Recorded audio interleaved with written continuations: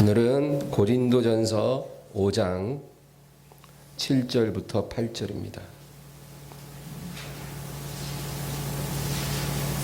고린도전서 5장 7절 8절 다 같이 합독합니다. 너희는 누룩 없는 자인데 새 덩어리가 되기 위하여 묵은 누룩을 내버리라. 우리의 유월절 양 곧 그리스도께서 희생되셨느니라. 이러므로 우리가 명절을 지키되 묵은 누룩으로도 말고 악하고 악의에 찬 누룩으로도 말고 누룩이 없이 오직 순전함과 진실함의 떡으로 하자. 아멘. 할렐루야. 오늘은 이 절기에 대해서 이제 우리가 알아보면서 은혜를 나누고자 합니다.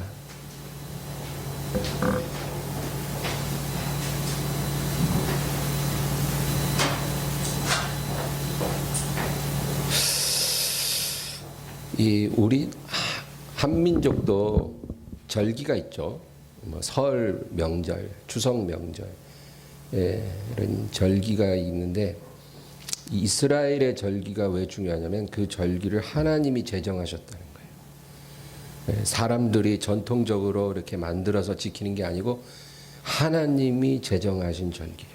그래서 그 절기 안에 아주 중요한 영적 의미가 있고 또 하나님이 행하시는 전체 플랜이 그 절기 안에 담겨져 있다. 그래서 우리가 이 절기를 어느 정도 이해해야 돼요. 뭐 복잡한 거 다 그런 것 내려놓고 꼭 알아야 될 것만 오늘 제가 여러분과 나누려고 합니다. 그래서 이스라엘의 절기는 크게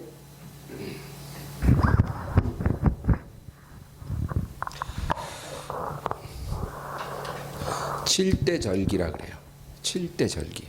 7개 절기가 있는데 그게 뭐냐? 우리가 제일 잘 아는 거 뭐예요? 유월절. 이 제일 중요하죠. 그다음에 무교절이라고 있어요.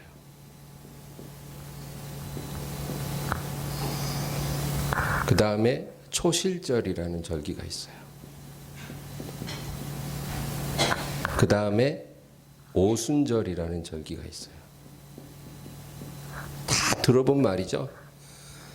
그 다음에 나팔절이라는 절기가 있어요. 그리고 6번째는 속죄일이라는 절기가 있어요. 마지막 7번째는 장막절이라는 절기가 있어요. 이렇게 7절기가 매년 지켜지는데 그 유대인들은 유대력이라고 해서 우리가 쓰는 달력이 아닌 자기들만의 달력이 있어요. 우리는 태양력을 쓰잖아요. 지금 지구상에 있는 모든 나라는 다 태양력을 사용을 합니다. 그런데 유대인들은 옛날부터 유대력이라는 자기들만의 달력이 있었던 거죠. 그래서 이 유대력으로 볼 때 첫째 달에 무슨 절기가 있냐면 유대력 첫째 달에 유월절과 무교절과 초실절 3개의 절기가 다 들어있어요. 네. 그리고 유대력 셋째 달에 오순절이 들어있고 유대력 일곱째 달에 우리가 신앙생활에 꼭 알아야 될 것만 제가 오늘 얘기할 거예요. 나팔절, 속죄일, 장막절 3개가 들어있어요. 그러니까 1년 중에 첫째 달에 3개, 셋째 달에 1개, 일곱째 달에 3개. 이렇게 밸런스가 딱 맞죠? 그러면 이 첫째 달은 우리가 쓰는 태양력으로는 3월경이에요.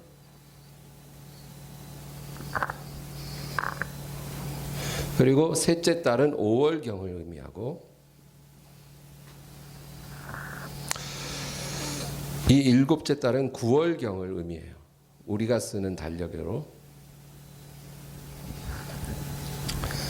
근데 이 첫째 달에 있는 세 개의 절기와 이 셋째 달에 있는 오순절, 이 네 가지 절기에 대해서 오늘 제가 여러분과 나누려고 하는 거예요.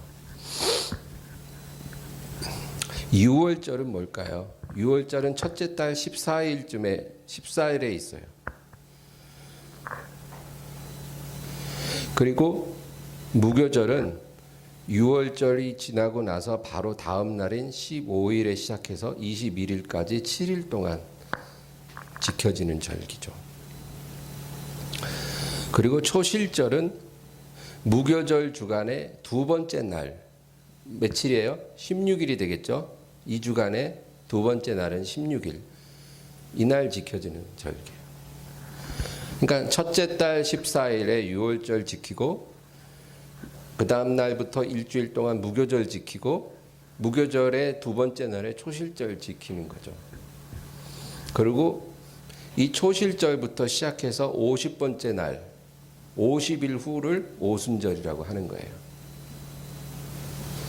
그리고 초실절 다음부터 7주를 센다 그래서 77절이라고도 해요. 오순절 혹은 77절. 이제 그렇게 해서 유대인들이 절기가 있는데 이 6월절의 의미는 뭐냐면 우리 잘 알죠. 6월절 다른 건 몰라도 6월절은 다 알 거예요. 출애굽하면서 하나님의 명령을 따라 어린 양을 잡았어요. 어린 양을 잡아서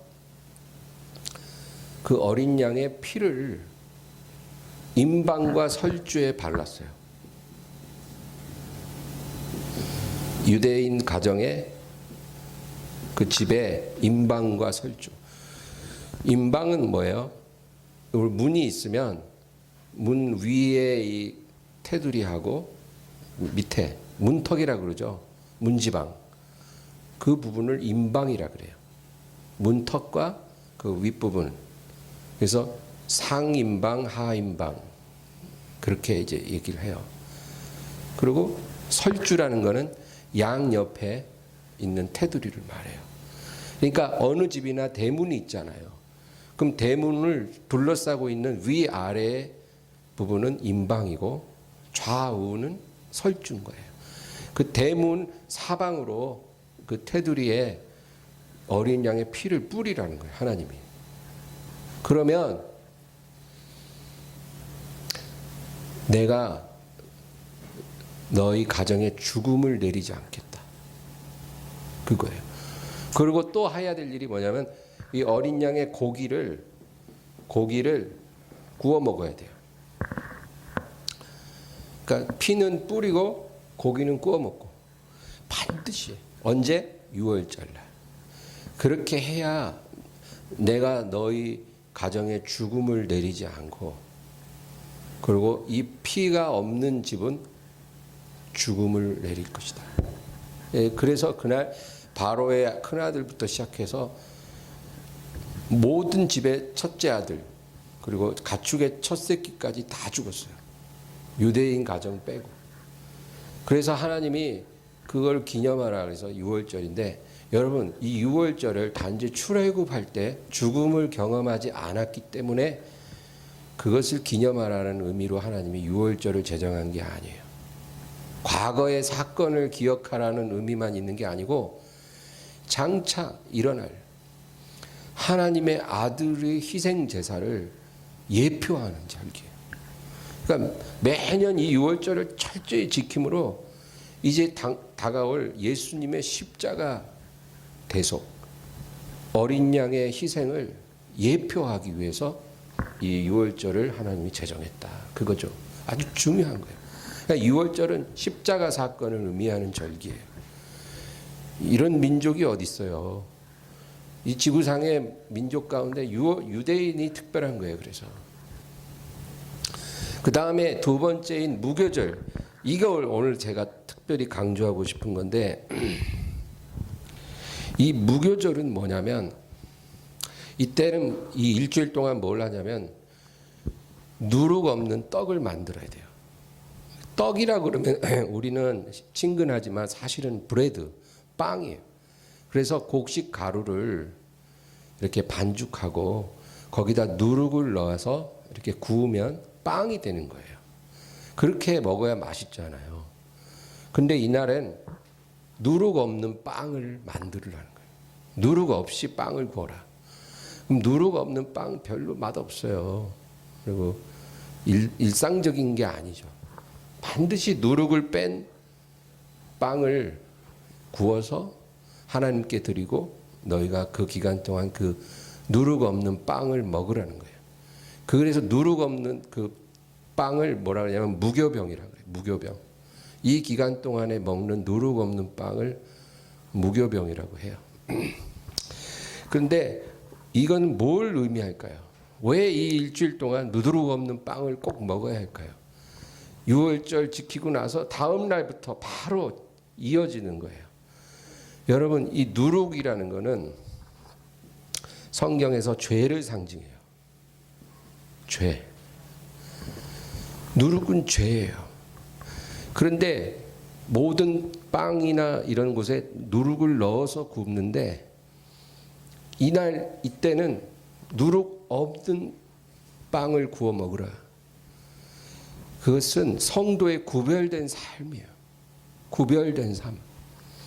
이 무교절의 의미는 구별된 삶이에요. 이 구별된 삶을 언제부터 살아야 돼요?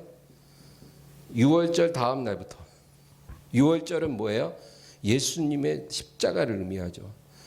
그 십자가 대속으로 우리가 구원받고 나면, 어린 양의 핏부림을 받아 구원받고 나면 바로 공백 없이 그 다음 날부터 지켜야 되는 게 누룩 없는 빵을 먹으라는 거예요.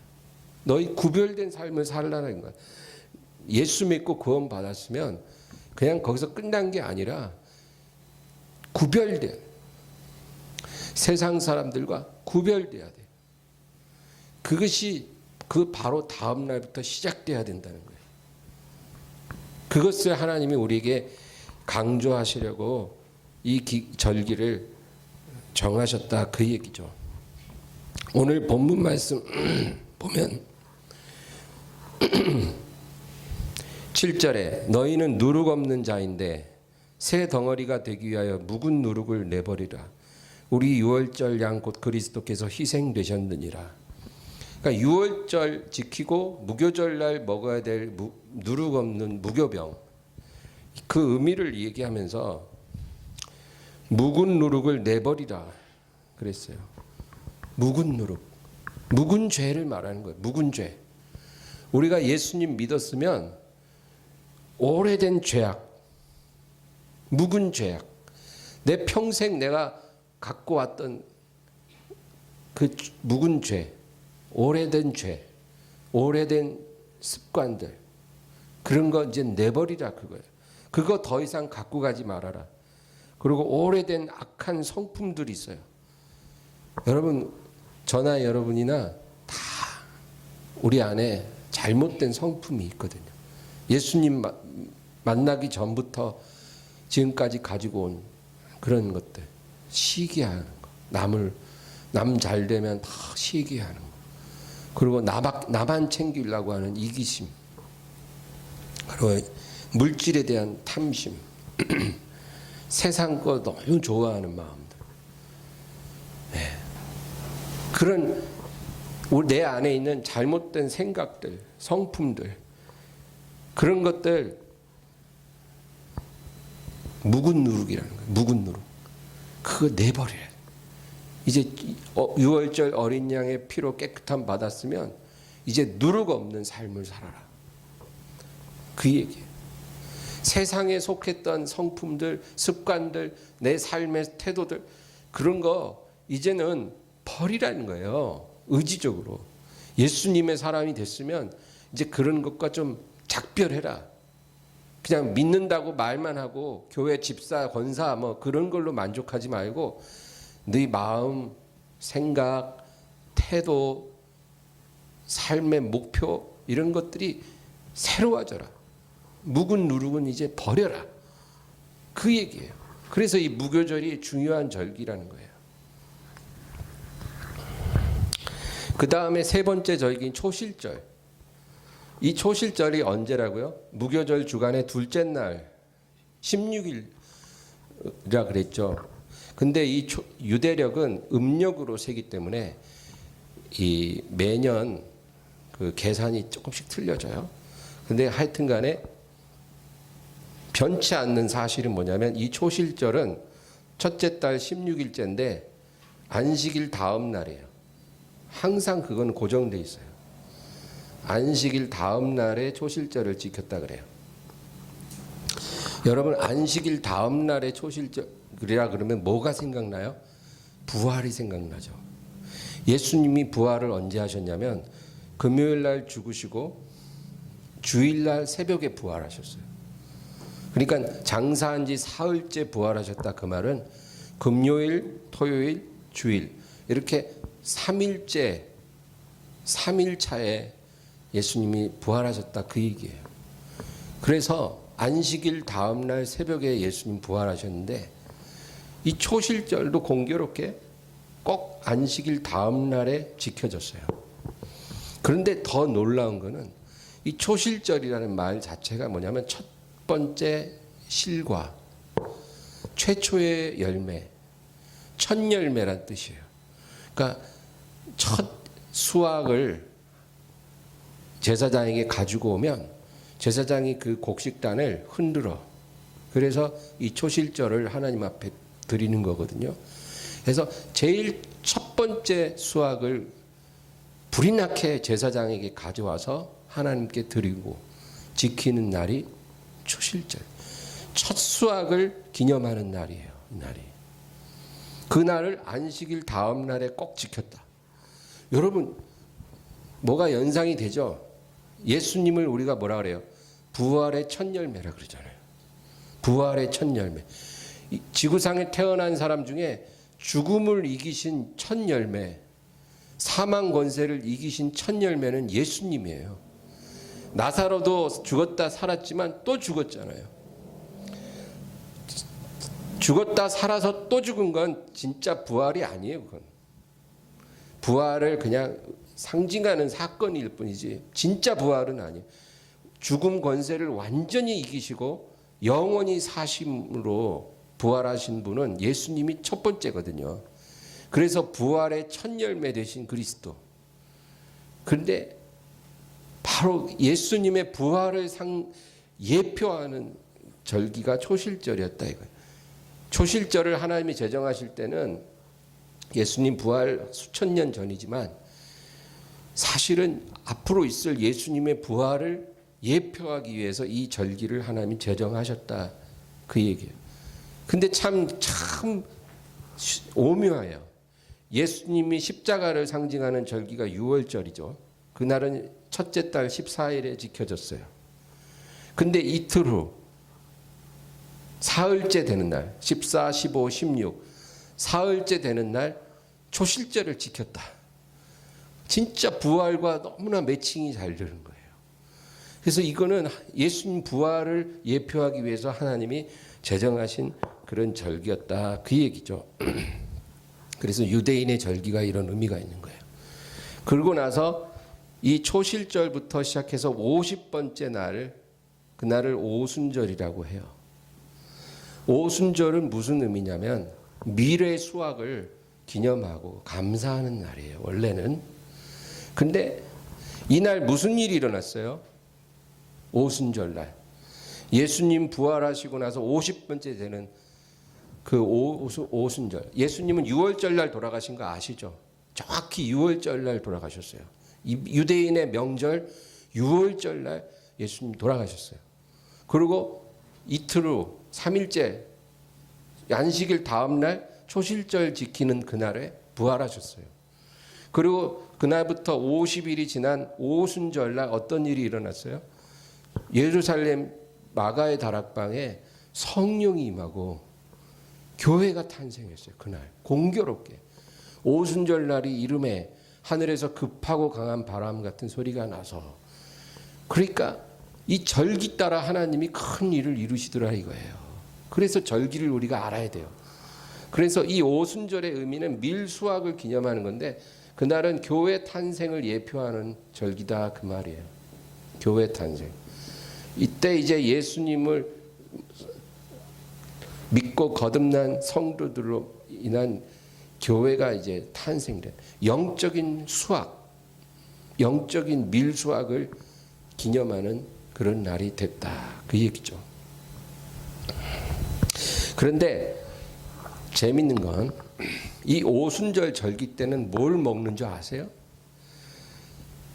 레위기 보면 이 오순절 때는 누룩 섞은 떡을 만들으라 그래요. 아까 누룩은 죄라 그랬죠. 무교절날 누룩 없는 빵을 구우라는 건 이해가 돼요. 거룩하고 구별된 삶을 살아라. 근데 왜 오순절 날에는 누룩을 섞어서 빵을 구워서 하나님께 바치고 그리고 먹으라는 거예요. 누룩 섞어서. 그래서 누룩 섞은 빵을 유교병이라 그래요. 누룩 없는 건 무교병이고 누룩 섞은 건 유교병이에요. 이날은 유교병 먹어야 돼요. 왜 그럴까요? 그러면 죄를 섞어서 먹어라, 죄를 지어라 이 말인가요? 그 뜻이 뭘까요? 이날 교회가 탄생했다 그랬죠. 교회가 탄생한 날에 유교병을 먹으라는 말은 교회가 불완전하다는 걸 의미하는 거예요.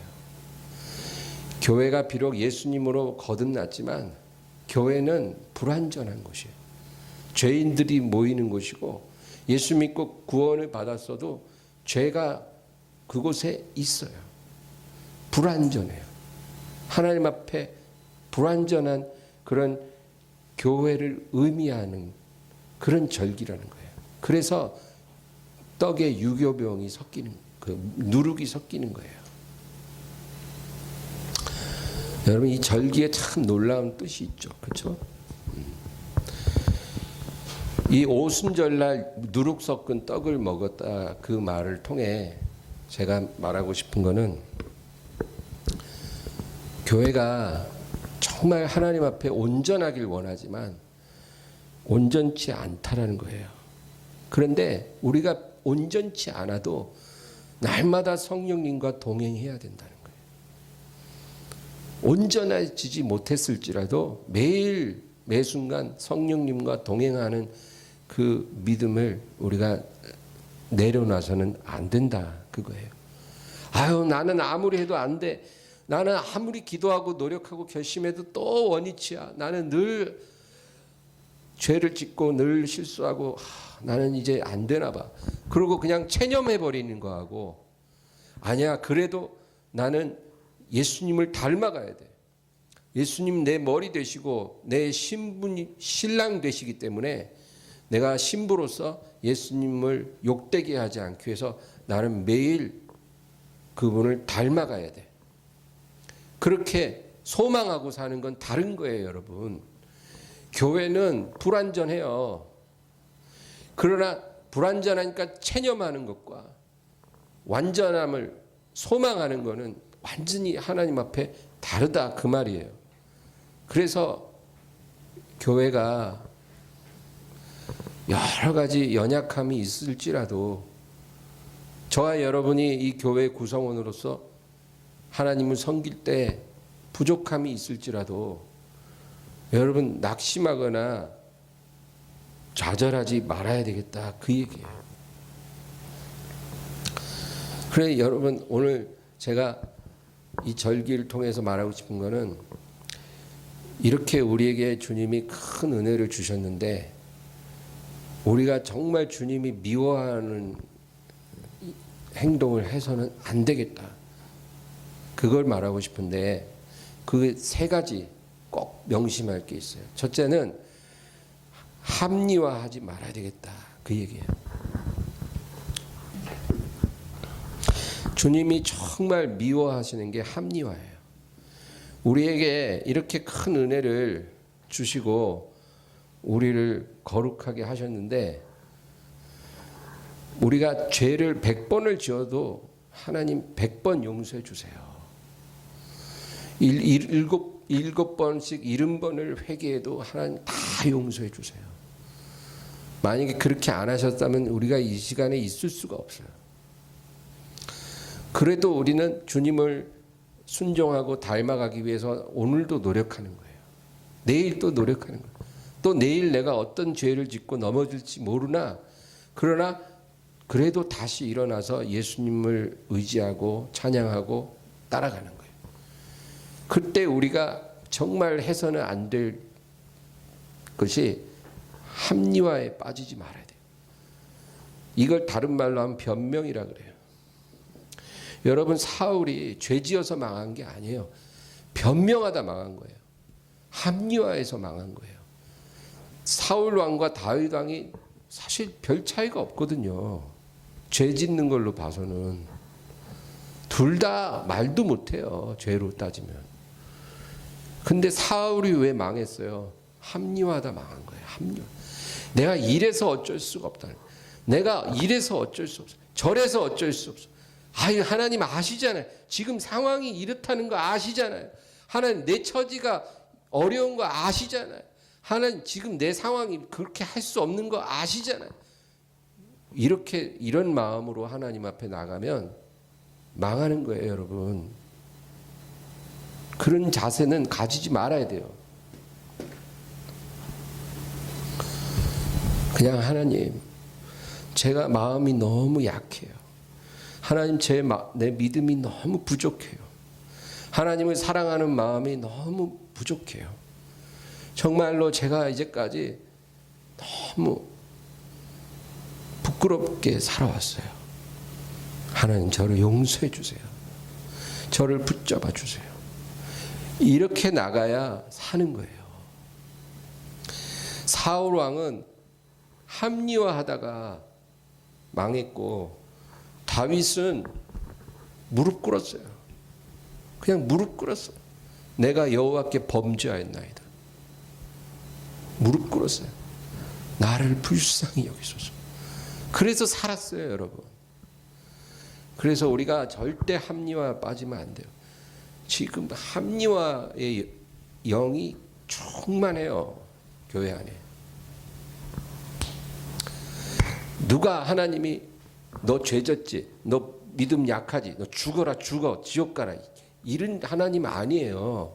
우리가 죄져도 용서해 주시고, 우리가 넘어져도 일으켜 주시고, 우리가 베드로처럼 3번 부인하고 뒤로 뒷걸음질 쳐도 찾아오셔서 네가 나를 사랑하느냐 품어주셔요. 그러면 우리가 뭐가 두려워서 합리화를 해요. 근데 지금 세상 좀 어렵다고 합리화하는 성도들이 너무 많아요. 기도 안 하는 이유가 있다는 거예요. 예배 안 드리는 이유가 있다는 거예요. 그런 거 하나님 정말 미워하세요. 그 다음에 정죄를 정죄하는 것. 여러분, 분별하는 것과 정죄하는 것은 달라요. 옳고 그름을 분별하는 것은 꼭 우리에게 필요해요. 그거 분별 안 되면, 영분별 안 되면 우리 실족해요.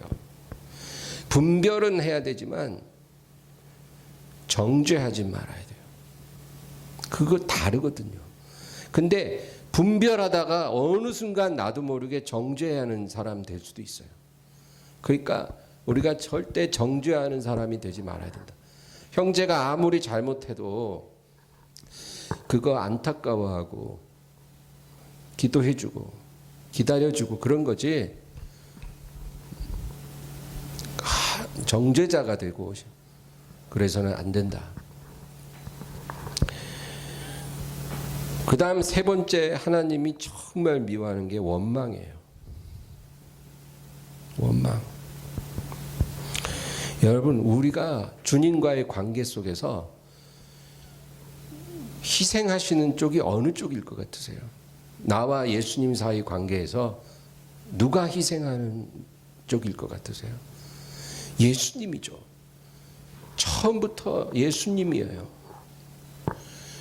우리가 하나님을 모를 때부터 하나님은 우리를 아셨고, 내가 하나님을 찾기 전에 하나님이 내게 찾아오셨고, 내가 구원해 달라고 하기 전에 십자가에 죽으셨고 나를 부르신 거예요. 처음부터 지금까지 항상 희생하시고 베푸시는 거는 예수님이지 우리가 아니에요.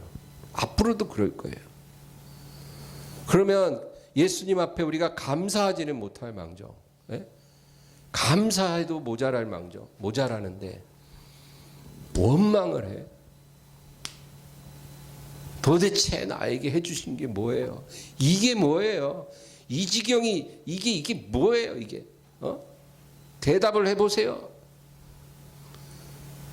나한테 왜 이러세요? 나 정말 서운해요, 주님.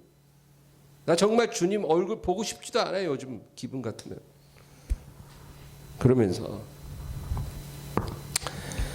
여러분, 그래서 오늘 절기를 통해서 정말 주님께 감사하자고요.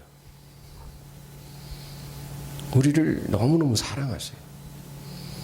우리가 주님을 신뢰하고 감사하면 주님 우리를 확실히 보살펴 주셔요.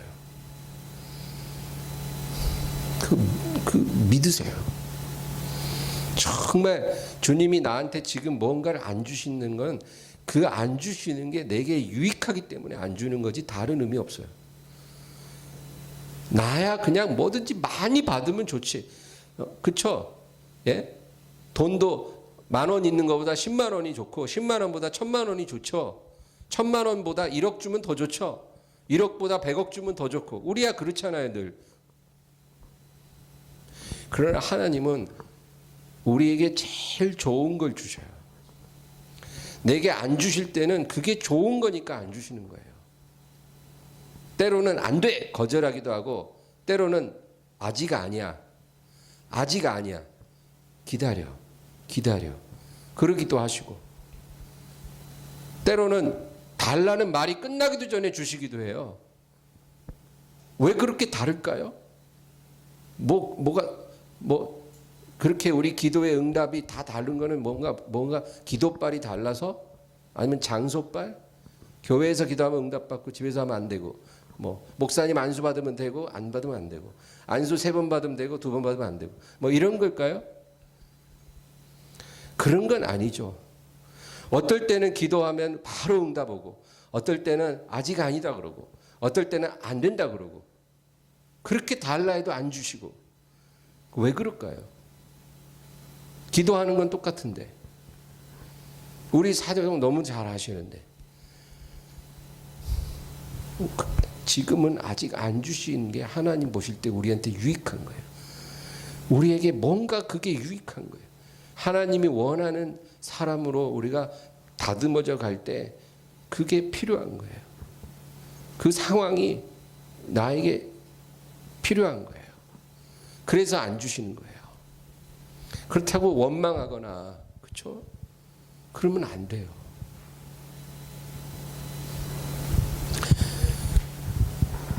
그래서 우리가 이런 잘못된 자세 피하고 정말 주님을 바라보고 살아야 돼요. 오늘 본문 7절 말씀 다시 한번 읽어볼까요? 너희는 누룩 없는 자인데 새 덩어리가 되기 위하여 묵은 누룩을 내버리라. 우리의 유월절 양 곧 그리스도께서 희생되셨느니라.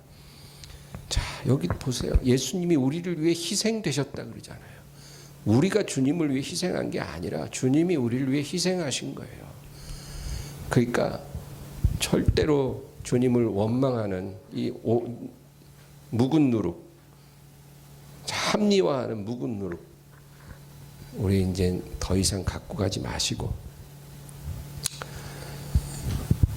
8절을 읽겠습니다. 이러므로 우리가 명절을 지키되 묵은 누룩으로도 말고 악하고 악의에 찬 누룩으로도 말고 누룩이 없이 오직 순전함과 진실함의 떡으로 하자. 아멘. 순전함과 진실함의 떡으로 우리 주님을 섬기자. 예. 그리고 여담으로 이 5번, 6번, 7번째 절기도 있어요. 근데 재밌는 거는 이 첫째 달에 이 세 절기가 있고 셋째 달 50일 후에 오순절이 있어요. 그리고 나서 그 사이에 나팔절까지 네 달 정도의 갭이 있어요. 4달 정도 갭이 있고 그 갭은 뭐냐면 교회 시대를 의미해요. 교회. 오순절 성령 강림으로 교회 탄생했고 이제 교회 시대가 꽤 길어진다 그 말이에요. 네, 이건 하나님의 신비예요. 사도 바울도 이렇게 교회 시대가 길어질지 몰랐을 거예요. 그리고 나서 이제 7째 달 우리 태양력으로 9월경에 오면 나팔절이 있어요. 첫째 날 1일에 있어요. 나팔을 부는 절기예요. 이 나팔절은 휴거를 상징해요. 마지막 나팔이 울릴 때 주님께서 공중에서 주의 신부들을 데려가신 거예요. 그 휴거를 상징하는 절기가 나팔절, 굉장히 중요해요. 근데 이거는 아직 이루어지지 않은 절기예요. 이거 3개는 아직 이루어지지 않은 거예요. 4번째까지는 이루어졌고 지금 교회 시대 지나가면서 이 3개 남았어요. 그래서 절기를 이해해야 돼요. 그래서 6월절 날 예수님 돌아가시고 초실절 날 부활하시고 오순절 날 성령 내려오셨기 때문에 분명히 휴거도 나팔절 날 일어나지 않겠냐. 그렇죠? 상당히 타당한 논리죠. 그래갖고 매년 나팔절만 가까우면은 사람들이 설왕설래해요. 작년에도 9월 19일이 나팔절이라 그래갖고 사람들이 굉장히 막 어수선했어요. 일부에서는. 근데 매년 나팔절이 달라요. 9월 달에 19일이기도 하고 14일이기도 하고 뭐 조금씩 바뀌는데 그런 건 우리가 관심 가질 필요가 없어요. 우리는 오늘이든 내일이든 예수님이 언제 오시든 늘 깨어서 살아가면 되는 거지. 나팔절 언제냐 그런 거는 우리가 관심 가질 필요가 없어요. 어쨌든 이날은 예수님의 강림을 예표하는 절기고 7째 날 1일이에요. 그 다음에 7째 달 10일에는 속죄일이 있어요. 이 속죄일은 무엇을 예표하냐면 이 유대인들의 대대적인 회개를 예표해요. 속죄, 죄를 씻는 날이에요. 예수님을 거부하고 2000년이 지났거든. 그 유대인들이 휴거가 일어나고 나서 엄청난 회개가 하고 민족적으로 하나님 예수님을 영접하는 일이 일어나게 돼요. 7년 환란 때. 그 속죄일이 그것을 예표하는 날이에요. 그 다음에 7째 달 15일에는 장막절이 있어요. 이 장막절은 원래 광야를 지날 때 장막에서 지냈던 것을 기념하는 건데 이것은 천년 왕국을 예표하는 절기예요. 그래서 여러분 인류 역사 6000년이라는 거 아시죠? 아담부터 지금까지 쭉 그 성경의 계보를 계산해 보면 6000년 정도 됐어요. 하나님이 6일간 창조하신 것과 참 공교로워요. 그리고 7째 날 안식하셨잖아요. 근데 성경에는 1000년 동안 안식을 주시겠다고 하나님이 그러거든요. 그래서 그걸 천년 왕국이라 그래요. 예수님 재림하시고 7년 환란 지나고 나면 바로 천년 왕국으로 들어가요. 그 천년 왕국을 예표하는 절기가 바로 장막절이에요. 그래서 이 천년간 하나님 백성들은 안식하게 되는 거예요. 여러분. 그래서 이 세 절기는 아직 이루어지지 않은 거지만 이루어질 거예요. 앞에 4개가 이루어진 것처럼 뒤에 3개도 이루어지게 돼 있어요. 그래서 유대인의 7대 절기가 이런 의미가 있다는 것 정도는 우리가 알고 신앙생활 하는 게 좋다. 여러분 천년 왕국을 저는 굉장히 사모해요. 예수님 재림하고 우리에게 허락할 그 시간. 저는 그때 정말 하나님이 주시는 위로를 받고 싶어요. 여러분도 그러기를 바랍니다. 이 세상에서 위로받는 게 조금 우리에게 만족스럽지 않아도 괜찮아요. 왜? 세상은 우리를 위로할 수 있는 입장이 아니에요. 세상은 심판받을 대상이거든요. 하나님을 떠난 세상은 심판받을 대상인데 그 심판받을 세상이 저와 여러분 같은 하나님의 권속들을 위로할 수가 있겠어요? 그러니까 세상의 위로는 바라보지 마세요. 주님이 오셔서 천녀 왕국이 세워지면 그때 주님이 주실 위로를 기대하세요. 아, 나는 이 세상에 살면서 집 한 채 없네. 난 이 세상에 살면서 돈도 없고, 난 이 세상에서 뭔가 성공하지 못해서 괜찮아요. 주님을 사랑하는 자에게 예비하신 것은 눈으로 보지 못하고 귀로 듣지 못하고 생각하지도 못했던 것이에요. 그 놀라운 위로를 우리가 사모하고 오늘도 깨어서 오늘이라도 주님이 오시면 내가 주님을 뵈리라. 이런 믿음으로 살면 우리가 행복자예요. 그리고 그런 사람들에게 정말 주님은 보상해 주세요. 넘치게 보상해 주세요. 오히려 이 세상에서 정말 고난을 막 심하게 겪을수록 보상은 더 커질 거예요. 힘겨운 시간을 오래 보내고 믿음 지키느라고 너무 많은 걸 잃어버린 사람일수록 보상은 더 커져요. 그러니까 얼마나 우리가 소망이 있어요. 여러분, 주님이 오셔서 주실 그 위로를 기다리고 사는 거지. 이 불타버린 세상이 우리에게 줄 그 알량한 그런 것들은 위로도 아니에요. 그런 거 트럭으로 갖다 줘도 내가 예수님을 떠나라고 하면 못 떠나는 거예요. 세상의 위로 트럭으로 줘도 네가 예수님 한번 배반해라 그러면 그렇게 하면 안 되는 거예요. 그거 다 포기하더라도 예수님을 붙잡아야지. 그런 사람을 주님이 보상해 주셔요.